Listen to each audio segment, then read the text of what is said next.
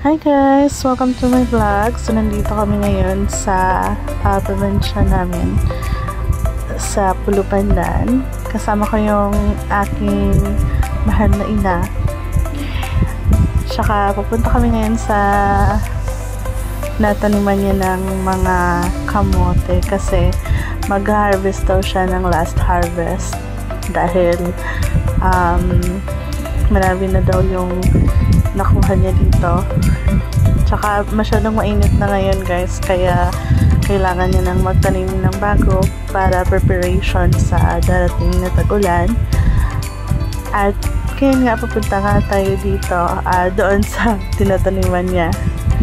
Ito nga pala yung mga bukod na tanim dito sa amin.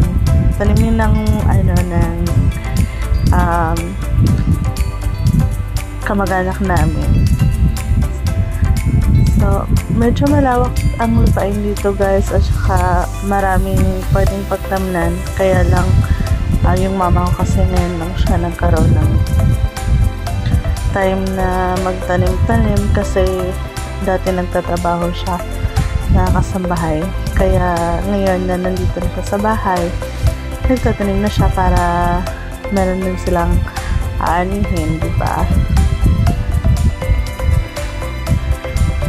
At saka, masarap talaga umuwi dito pag maraming talim si mama kasi pag uwi namin papuntang Bacolod, marami kaming dala na prutas at saka gulay na pwede naming lutuin.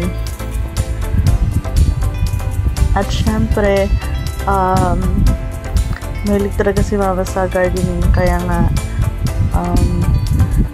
marami siyang mga tanim. Lalo na nagtatanim siya ng mga dito, ng mga tanglad. Anong tawag? Yung tanglad, yan yung nilalagay sa tinola na manok. Ayan o, dami-daming tanglad yung mama dito. Kasi nagsusupply si mama ng tanglad sa Bago City. Parang kalapit lang, parang katabi lang na city dito sa amin. At saka sa amin sila kumukuha ng tanglad. So, marami talaga silang tanim ng tanglad. At saka marami din si mamang pananim dito na iba guys. Kaso, hindi ko mapakita sa inyo lahat kasi ngayong araw, sobrang init talaga. Kung nakikita nyo, as in, sobrang init guys. Kaya, focus lang kami dito muna mama sa pagkuha ng kamote kasi nga last harvest niya na daw.